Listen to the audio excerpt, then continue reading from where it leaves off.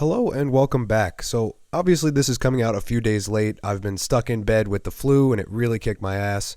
Luckily I was able to get some work done today so we can maybe take a look at the schedule this week and find some potential adds for your team. But as always, let's jump right into the week 6 schedule. So this week, obviously, some of these games already happened, but there are 6 teams that play 4 times. And that's St. Louis, Pittsburgh, LA, Florida, Columbus, and Chicago. Then there are 6 teams that only play twice: Seattle, Winnipeg, Vancouver, New York, Rangers, the Edmonton Oilers, and Boston Bruins. So I wouldn't necessarily drop some of those guys, but if you have some waiver streams that you were picking up in previous weeks, maybe drop some of those, middling guys that you're just picking up for a stream. And then if you have any Coyotes, they're definitely droppable this week. They only play once. They're in the middle of a 14-game road trip.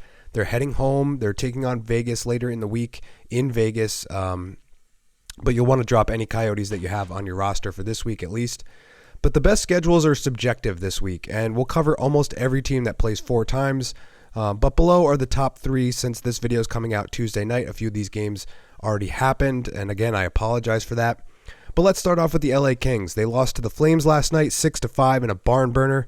But they also face Edmonton in a rematch of the quarterfinal series last year, and they're on the back-to-back in Vancouver and Seattle on Friday and Saturday. So is there anybody that we can find from LA? Now, in terms of Kings adds, there isn't much to get too excited about, and we'll get into it here.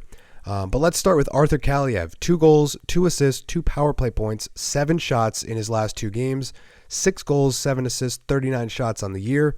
But this does come with a caveat. He's currently listed on line 4 and only getting around 10 to 12 minutes per game. He is getting PP2 time, but I would personally like to see him higher in the lineup or getting more minutes before I add him. But he has had a nice last 7 days with those numbers, and he is dual position eligible as well. Now, if you need D, you could take a look at Sean Durzi, 31% owned, 2 goals, 1 power play point, 7 shots, 7 hits, 8 blocks in the last 7 days. But that stat line is a bit misleading as he had a 2-goal game against Detroit, and before that he hadn't scored a goal in 10 games dating back to October 22nd and was pointless in the last 6 games before that. So I typically try to go for guys who are producing on a more consistent basis, and what Durzi does do consistently is get some shots, hits, and blocks, just not at an elite level. Now, Alex Edler, he's only 1% owned, so if you're in a deeper league, 14, 16 team league, maybe you try to go for Alex Edler.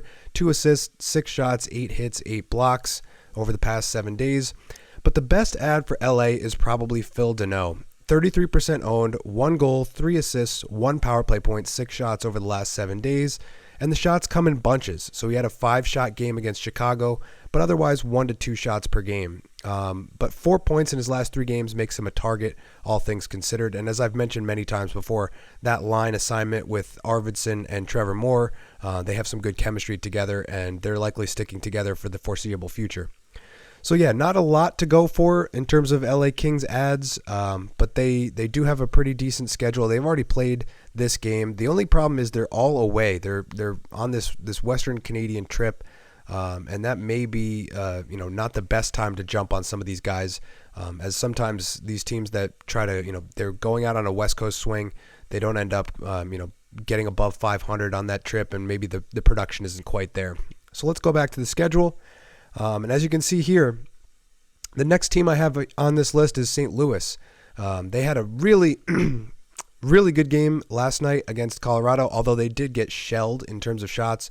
They gave up 47 shots, but Binnington played out of his mind, 45 saves, and getting the W, 3-2 win in Colorado. And they've got 3 more games from here on out: Chicago, Washington, and Anaheim. So let's take a look at the St. Louis waiver adds. Now, I just want to shout out Jordan Kyrou.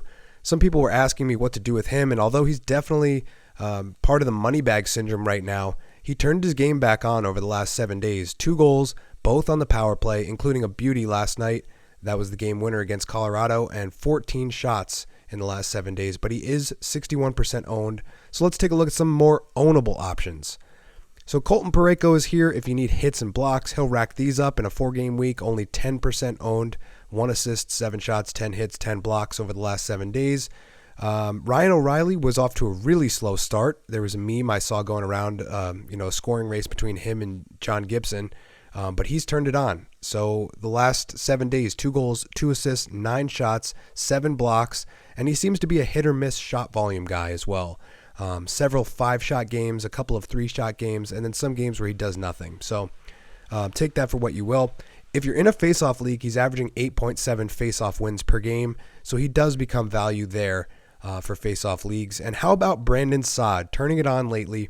3 goals, 8 shots in his last 3 games. He's only 3% owned, so he's probably available for you if you need a left wing. And St. Louis has started to put their game together. So if you're looking for potential ads, I saw Pavel Buchnevich hit my waiver wire. I should have grabbed him, but I didn't have any roster spots available.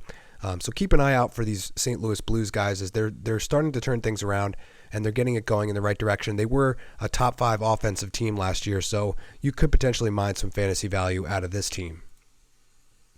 Now back at the schedule, if you're watching this on Tuesday, the best team to target would potentially be the Florida Panthers. They play tonight against Washington at home. Then they're home against Dallas, home against Calgary on Saturday, and then away and a second night of a back-to-back at Columbus, which is a favorable matchup. So let's take a look at some of the Florida Panthers you can own. But the problem with most of these teams is that they're pretty owned up in general, so it becomes really hard to find any fantasy value. The only guy below 50% ownership that you may want to target is Anton Lundell. 5 assists, 2 power play points, 13 shots in the last 2 weeks, only 36% owned. But another interesting development, Spencer Knight has taken the net. At least that's what it seems like. 2 wins, a .937 save percentage, 2.03 goals against, and a shutout in the last 2 weeks. Compare that with Bobrovsky, and yikes, you're looking at kind of this transformation happening. It's just depending on Paul Maurice and if he's going to stick with Spencer Knight going forward. Knight had a really nice game for me last week when I still had him on my roster. That shutout, I think it was like a 40-save shutout. So yeah, this could be a potential. I mean, he's not there for you on your waiver wire, but if you're looking to target him in a trade, which did happen, it's a spoiler. I'll get to it later, but a trade was made there. Now, there was one other team that I briefly mentioned earlier and that has a good schedule this week, and that's Columbus. So awful news about Zach Werenski. He's done for the year. I covered some of the replacement options in the previous video about trades, but then down goes Patrick Laine again with an ankle sprain. He's down for about 3 to 4 weeks, and that hurts because I own him and I owned Werenski as well, who I've since dropped. But this means there are some players that are available that will get increased minutes in the top 6 and on the PP1, including Jake Bean, Emil Bemstrom, Cole Sillinger, and Yegor Chinnikov. So Columbus hasn't been playing all that well this year, and therefore none of these stats are really eye-popping. But this falls into the file of top 6 players on bad teams you could target, especially for deeper leagues. So you can see most of this ownership is way below 10%. Jake Bean. Boone Jenner's the highest, 2 goals, 8 shots, 4 hits, 3 blocks over the last 14 days. But yeah, the rest of these guys are pretty much available in every league. And Bemstrom was getting that spot where Laine was, usually situated on the power play. So goal and an assist, 8 shots for Bemstrom, and he could be a nice little Laine replacement if you have Laine on your roster right now. And then if you look at the goaltending, I've gone over in great detail how bad Elvis Merzlikins has been. Jonas Korpisalo is back and relatively healthy. His numbers are far better over the last 2 weeks, and if you need a goalie stream this week, maybe look to him. I just don't know what to make of their defense, so I'd probably shy away from them personally. But if you're desperate, he's only 6% owned and a .912 save percentage. You could do worse than that. Seeing as how there weren't many good options to give out from any of those teams, let's take a look at another team with a 4-game schedule this week, and that's Pittsburgh. So the best ad of the week may be Jason Zucker. 2 goals, 3 assists, 1 power play point, 12 shots, 9 hits in the last 7 days. He's red hot, and I did stream him last week and definitely helped me eke out a win. I had to drop him to get that W, though. Had to stream some guys on Sunday, but Zucker ranked 28th in Yahoo category leagues over the last week, and with a 4-game week, he could be a really good pickup for you. I'd quickly like to shout out Jeff Petrie, who was ranked 14th last week in category leagues. 2 goals, 1 assist, 1 power play point, 6 shots, 14 hits, 9 blocks, but he is 67% owned, so likely not available. But another defenseman who had a good week is Marcus Pettersson, only 6% owned, 3 assists, 7 shots, 6 hits, 6 blocks, and he's playing top pair minutes with Letang, and that will help you rack up the peripherals this week in a 4-game week. Now, if you need a deeper league play, how about Brock McGinn, 1% owned, dual-eligible winger, 3 goals, 8 shots last week. He's playing third line with Jeff Carter and Danton Heinen. But the ad of the week, of course, after I dropped him, Casey DeSmith has seemingly taken over the net from Tristan Jarry, which is awful news for me, as Jarry was my G1, though I do now have Binnington and Saros, and Binnington had a great game last night. But DeSmith, over the last week, 2 wins, 1.5 goals against, 945 save percentage, and it will be interesting to see how they continue to use him, especially with that back-to-back Saturday and Sunday. If they think he's the new starter, I'd imagine he starts that Winnipeg game and you give the easier game to Tristan Jarry, but we'll have to wait and see on that. And we'll also have to wait and see which of these games he starts, because if he starts to take, these first 3 games and then Jarry gets this one, then it's pretty much, Casey DeSmith's net to run with. Now, in terms of Sunday schedule, we've covered all of these teams except for the Hawks, and the only guy worth streaming for that game are likely these 3. So Tenorti is a hit specialist. I'm absolutely flabbergasted that he has 2 goals on the year, let alone last week. But he will throw the body, so if you need hits, you could grab him for the whole week or just stream him on Sunday. Max Domi, 3 position eligible, 3 assists, 1 power play point, 9 shots over the last 7 days. And Jonathan Taves, the goal scoring has dried up, as I kind of predicted. No goals in the last 4 games, but still shooting the puck. 11 shots, including a 5-shot and a 6-shot game over the last 7 days. But other than that, not much to target in Chicago, and they have a very difficult schedule this week, which is why I didn't highlight them earlier. Now, as we move to category coverage, some of you may have noticed that this week I'm looking more at the performance over the last 7 days. And the reason here is because if we look at the season-long totals, especially for ads by category, you see too many of the same names, and almost all of them are owned up. So this gives us a chance to look at who's hot and see if we can ride those hot streaks this week. So some interesting names here. The guys at the top, pure goal scorer, Mike Hoffman. He just hasn't gotten it going until this past week. 4 of his 5 goals this year came in the last 7 days, and he's riding a 3-game goal scoring streak and adding a ton of shot volume as well, 3.75 shots per game over the last 4 games. Now, if you missed my Instagram post earlier last week, I gave out Brock Nelson to Toe Dragons in my league. He immediately scored 2 goals and 10 shots in that game, but he is owned up for the most part. Where is he? 62% ownership, so he may be there for you, he may not. But Brocktober has continued into Brockvember, so he's definitely a guy you want to target if if he's there on your wire and you need goals and shot production. I previously mentioned Brock McGinn. I previously mentioned Brandon Saad. So let's take a look at Jordan Staal. Turning back the clock a little bit, 3-game goal scoring streak, including a multi-point game against the Hawks last night. Jordan Eberle, nice week with 3 goals, 10 shots, but still not a great season. I think he's got 11 points in 16 games. Nothing crazy there. Adam Ruzicka, an even better week with 2 goals, 3 assists, 1 power play point, 8 shots after getting moved up to the top line with Lindholm and Toffoli. So that's something to keep an eye on. As I've checked the lines earlier today, and it seems like Huberdeau's down on the 3rd line, which is kind of nuts. But if Ruzicka is going to be there on the top line, you're definitely going to want to get exposure to him. He's only 1% owned, so he's available for you. And we previously mentioned Sean Dursey. He had a pretty good week as well. As we switch to shots, the guys that may be available to you are a lot of flyers. So Scott Lawton, Owen Tippett, Kevin Hayes. But the best ad right now may be Evan Rodriguez, who I featured in an Instagram post a few days ago. Now getting PP1 time as well as centering the second line. And Colorado in general just racks up a lot of shots. They had 47 shots last night against St. Louis, and Erod had 5. And he's got 14 in his last 3 games.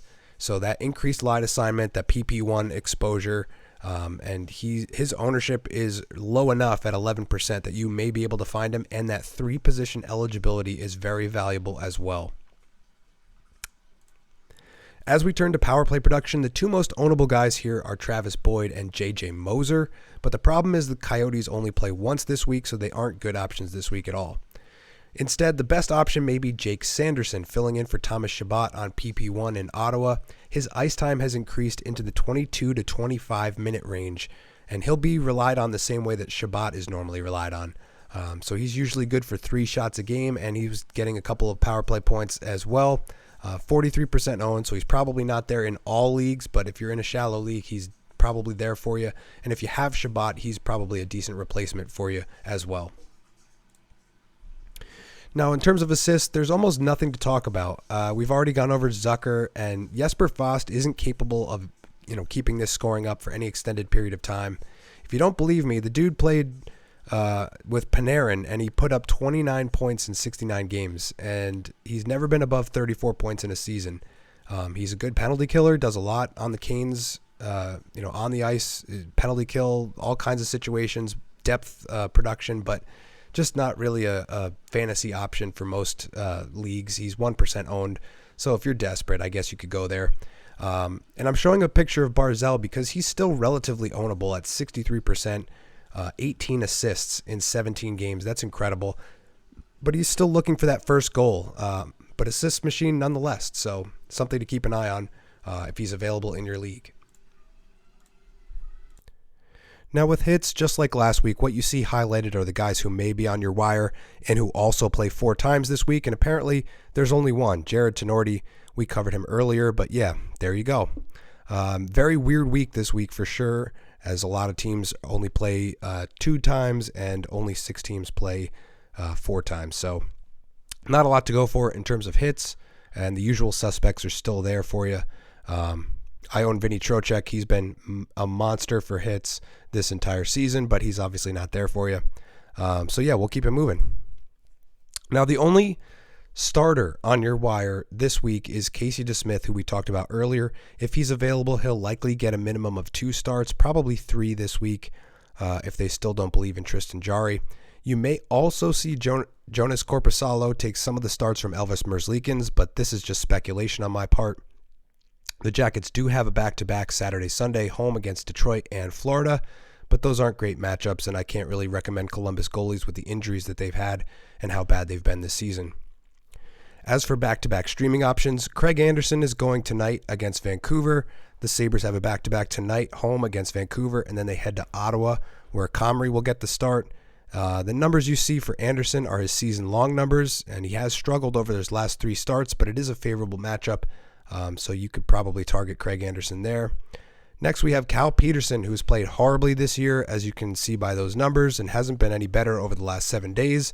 But despite that, 4 wins on the year, and the Kings have a back-to-back at Vancouver and at Seattle Friday, Saturday. So I'd imagine they'd give Quick the second night of the back-to-back, as it is likely to be lower scoring anyway.